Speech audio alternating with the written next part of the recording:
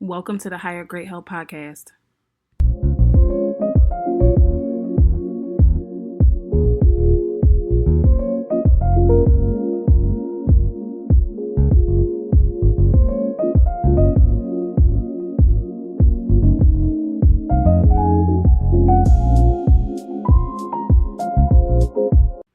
This is a throwback episode to a live stream that I did discussing why it's a mistake to hire a social media manager first.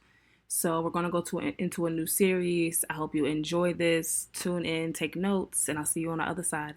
Basically reshooting this video because for some reason when I tried to go live earlier, my audio clicked out, but it's just fine. So if you're new to me and you're new to this page, welcome. My name is Cena Martin Chandler. I am a team operations coach, and I help my clients to build and manage teams so that they can grow and scale their businesses, particularly their agencies, stress-free.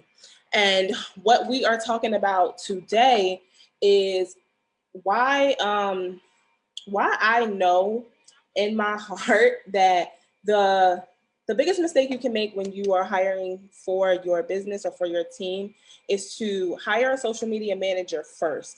And what I mean by that is this: if you have never hired before, or if you're like restructuring your business, a lot of people had to pivot their business models over the last like 12 months or so. Over this last year, a lot of people had to make changes and pivot. So if you're in that place of like rebuilding, restructuring, or expanding your company, and you're trying to put a team in place to help you do that, I believe it's a mistake to hire a social media manager first. And I'm going to really explain to you why I know that to be a truth in today's live stream. So if you are here watching me live, please just comment and say hello so that I can welcome you and thank you for being here. Let me know what city, state, or country you are tuning in from. And if you're watching me on the replay, please put #replay so that I can thank you for being here.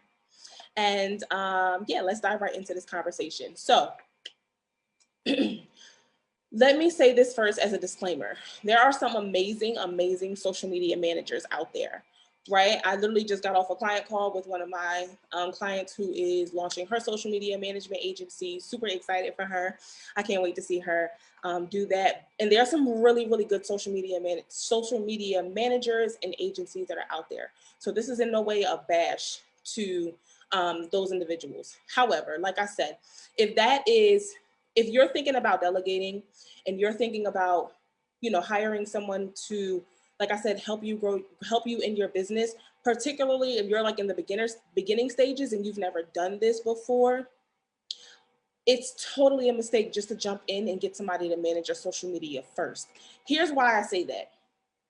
First of all, there's 3 areas that I kind of use to measure this decision before I make it for my own business and for my own team. And just for some background, so that you know, like what my experience is in this. I went to college for human resources competency, so I basically studied team building, team development. When I went back to college after I had my baby. So outside of that, and outside of like the formal education that I have around this topic, I also have been helping companies truly build their teams. And I really worked as like an executive assistant, not, the executive assistant, the popular title of executive assistant that you see now, where a lot of people are calling themselves executive assistants, and there are a lot of them coming into the marketplace. I was doing it like before it was a term and before it was popular for a lot of different businesses in probably 4 or 5 different industries.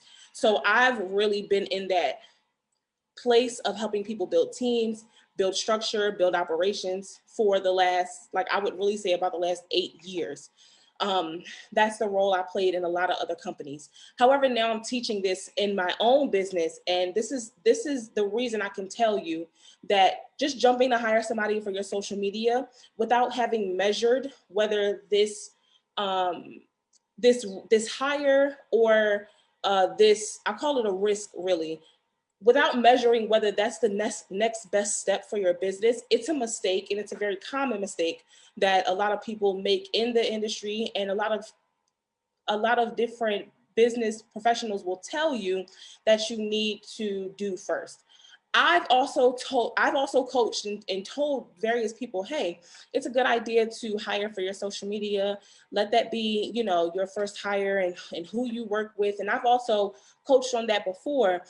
But in retrospect, and really going through like my own clients and what got them the best results, it wasn't by hiring somebody for their social media. It was actually the opposite. It was helping them to make those calculated decisions and helping them to really look at what's going to move the needle for them the most with their next hire or the next person that they put in position in their company. So let me show you how I come to this decision. That way you can run the numbers, do the calculations, and see what's the next best move for yourself. Okay.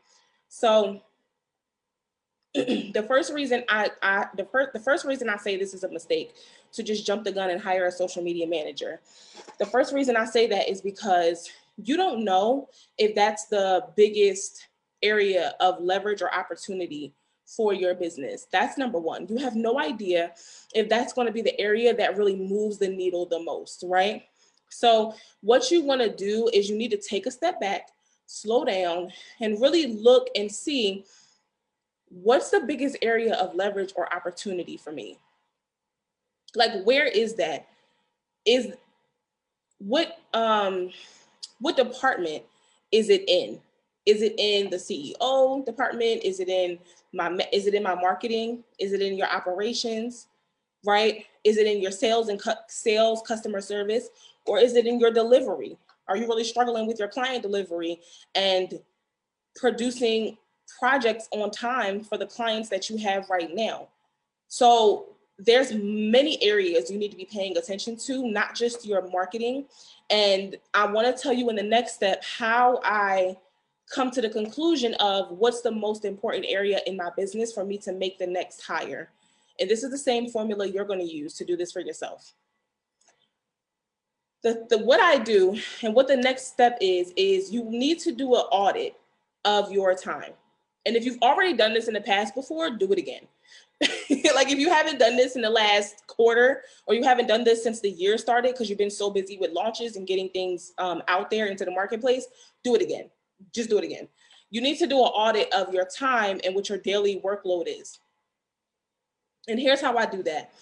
If you want the app, or the app that I use to track my time on my like desktop or on my phone, send me a DM and I'll be able to share with you like some of the best tools that I think are out there that can help you do this exercise. But basically, this is what it looks like. So you need to do an audit of your time. Okay. And I recently just redid this for myself. So this is why I can speak on how eye-opening it is. And I also have all of my clients doing this right now, just so they can get an update of where they stand. So you want to download an app. There's a couple of them that are out there. Like I said, send me a DM and we can talk about this in more detail. And I'll recommend some of my favorite apps to you. But there's several apps you can download on your desktop. You can download them on your cell phone right out of the App Store. And it will basically track your work day for you over the next 30 days.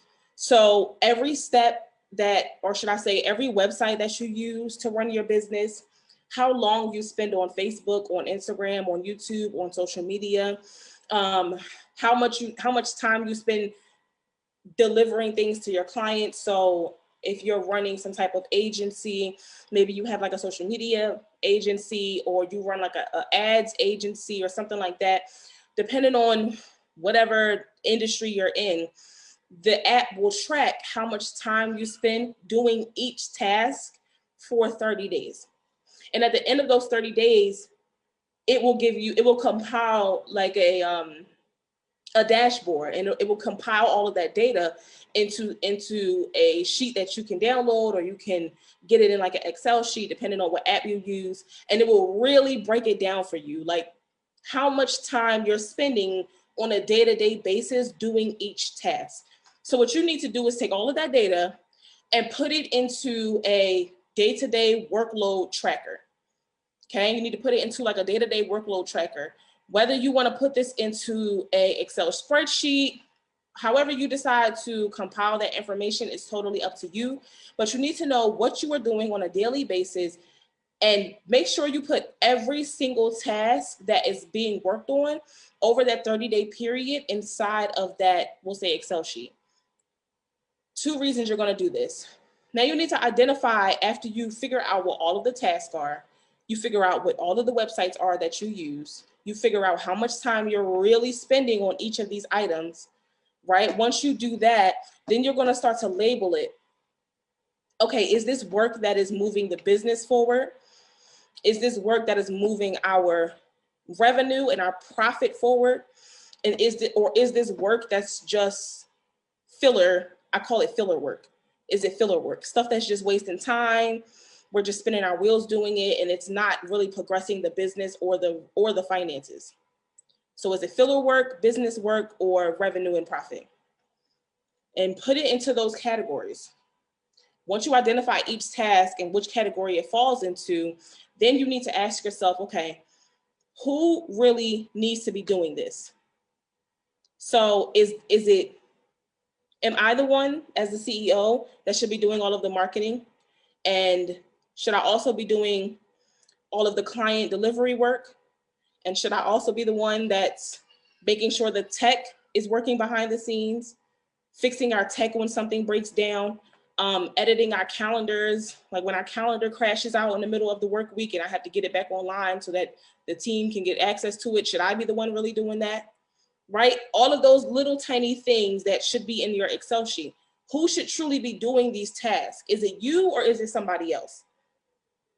9 times out of 10, you're going to answer that question and the answer is going to be somebody else. Should be doing a majority of those tasks that don't fall under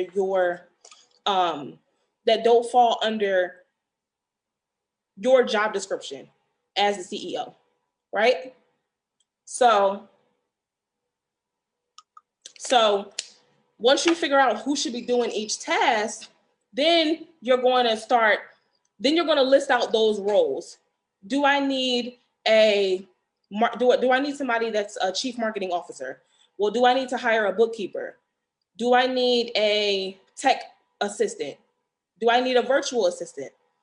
Do I need somebody just to take care of social media marketing, creating the content, making sure it's scheduled, making sure it gets posted?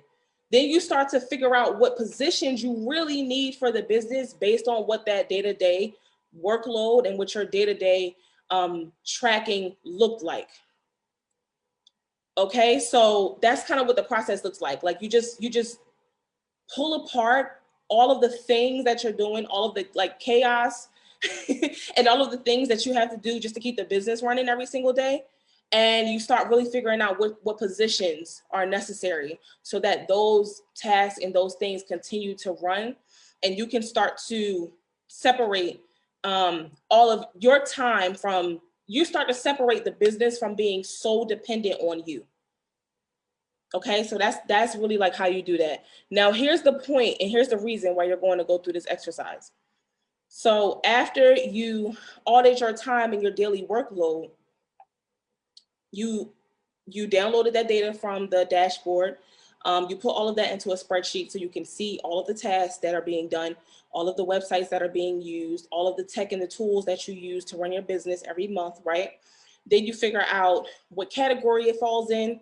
Is it business? Is it revenue? Is it filler stuff that's just, not the best use of your time? Then you say, okay, who do I really need to do this work? Who do I really need to hire to do this work, right? Typically, people stop there. That's just like how you make your org chart. Now, here's where the way I approach this is different than what you may have like heard before. And here's where I figure out what I need to measure so that I can make the decision whether the next person to be in my organization should be somebody to manage marketing or social media, or is my opportunity best found in another position that I need in my company. And here's what you can do to find out that same information. So the next step to this is what I call an OTK blueprint. It's an OTK blueprint. And basically, let me see if I can actually show you guys this. This might be better on a visual. Okay, so what I do is I create a OTK blueprint. This is what I call it. Basically what that is creating my org chart. And let me just make sure you guys can still see me. Hold on. Oh, yeah, you sure can. Okay. Creating the org chart, which is what we just mentioned, what positions you need, who you need to be on the team long term so they can actually run all of the pieces of the company. So it's the org chart, that's what the O stands for, right? So org chart, and then I create team profiles. So after my org chart is made and I know who I want to really hire to get my company to whatever our 1 year goal is or our 3 year goal is, right? Then I say, okay, I know I need a chief marketing officer, I need a tech assistant, and I need a sales manager, just to throw some things out there, right? I know I need these 3 items. Okay, perfect. Now let me make a profile for each one of these people. And this is what we do when we are creating like the profiles for our ideal clients. So you know how you sat down and you wrote out every nuance of your ideal client, like what they like to eat in the morning, what their daily routines are, where they hang out online, what they do they have a dog? What kind of dog do they have, right? Do they have children? So just how you went through all of that detailed work to get a profile out for your ideal client, you also need to be doing that for the people that you're going to hire. Here's why, and this is what I did when we were building our team back a few years ago in a whole other industry, but this is something that was so helpful when we went to go hire, because we knew to the T the kind of person we were looking for. And disclaimer, you cannot put anything that is like illegal or against the laws, where you're putting like what the race of the person is or any type of discrimination things. I'm not saying that. When I say put your team profiles together, I'm talking about their characteristics. Is this person extroverted or introverted? Do they like talking to people, or are they more of a tech person that loves to just be on the computer all day and loves to create automations and workflows and stuff like that? That's what I'm talking about. You want to create a profile of what is this person's skill set, what's their personality, and what environment or culture will they thrive in the most, right? So all of this really, really matters. Having that profile of your person already kind of planned out, and you know the exact kind of person that you're looking for, so that when you go to hire somebody, they're a good fit from the very start. So that's the second piece. After you do your org chart, you need to make profiles for each one of those positions in your company, so you know what kind of person would totally get into the role that you need and dominate and knock it out of the park, right? So that's the second part. And then the third part of the OTK blueprint is to create, or should I say, figure out what the KPIs are. So your KPIs, Google what the KPIs are for the specific positions that you want in your org chart. So going back to my previous example, if you want a chief marketing officer, a tech virtual assistant, and a sales manager, well, go Google what is the KPIs, what's the KPIs for a chief marketing officer, or which KPIs, or just Google chief marketing officer KPIs, right? Tech assistant KPIs, right? Just Google it, figure out what those measurements are for that role, so that you can then say, okay, well, this is the performance measurement, or this is the, like I call it the vital signs, because the KPIs for your business basically is telling you what the performance, how well your business is performing or how healthy it is. So you really want to get like the vital signs of each one of those roles that you're going to need in your business. And that's what the KPIs will tell you. So once you get the KPIs for each one of your roles, now you know what you need to be looking for. And now you can sit back, once you have all of this information in your chart, your OTK blueprint is done. Now you can sit back and say, okay, this is let's use the tech assistant, for example. Well, looking at my org chart, looking at the KPIs for each position that I have on this org chart, we're really struggling as and this is just an example, we're really struggling as a company in the tech area. We have, the other areas are running pretty well. They can use improvements, but what's really slacking and falling behind, truthfully, is the tech area. And if we can get somebody in that role to update our tech, to make sure that, we are exceeding the industry standards, that we are up to par with our tech so that clients are getting their emails on time and their invoice reminders on time and blah, blah, blah, whatever. Like, as long as if we can get our tech up to par, that will propel the business forward a lot quicker, and we'll be able to reach our goals, or, like whatever your OKRs are. I'll be able to reach those objectives and those key results as a company a whole lot faster if we put a tech person in the team over the next 30 days. So then you can start to see where your holes are and where your gaps really are, and what you need to take advantage of, because that's where your greatest opportunity lies. So this is what I use to measure whether I need to bring a social media manager on, or what position we need, period, what we need to bring onto the company, who we need to bring into the company next, period. Like, this is the way to do it. And if you haven't done this process, you do not need to hire a social media manager. You just do not. You don't need to do that. So that's the way I really figure out who we need to put into place and what we need to do next. I would not suggest you just jumping out there and getting a social media manager because you think you need one. That might not be the place where your money is best spent. That might not be the best risk for you. You may have a much higher percentage chance of success, and you will have a much better calculated risk if you go through this exercise like I just showed you, to figure out where the holes are in your company and who you really need to hire next. If it is a social media manager and you go through this whole process and you still come to the conclusion that hiring somebody to take over social media will free up maybe like 60% of your time, and that'll give you, who knows, anywhere from like 20 to 40 hours back a week in time that you can then go and work on other important parts of the business, then by all means, if that's where your greatest opportunity is, and that's where your biggest potential for leverage is, then run for it. Hire somebody for social media management. Absolutely. But if that's not where your gold is hiding, and that's not where the treasure is at for your company, I suggest you don't do that. So that's just my take on this. This is why I say I don't think you need to just jump and hire a social media manager to begin with.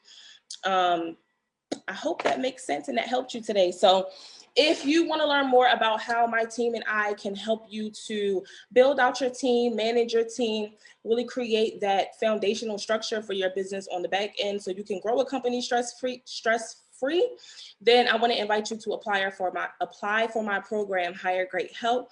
You can learn all about it. The link is above this video. Just click the link and go check that out. You do have to fill out an application, and I will then send you a extended training that really goes into depth of, what our process is, what our method is, and how we'd be able to help you with your particular company. So go check that out, put in your application, and we will be in contact with you within 24 hours. So I look forward to speaking with you soon, and I'll see you guys next week.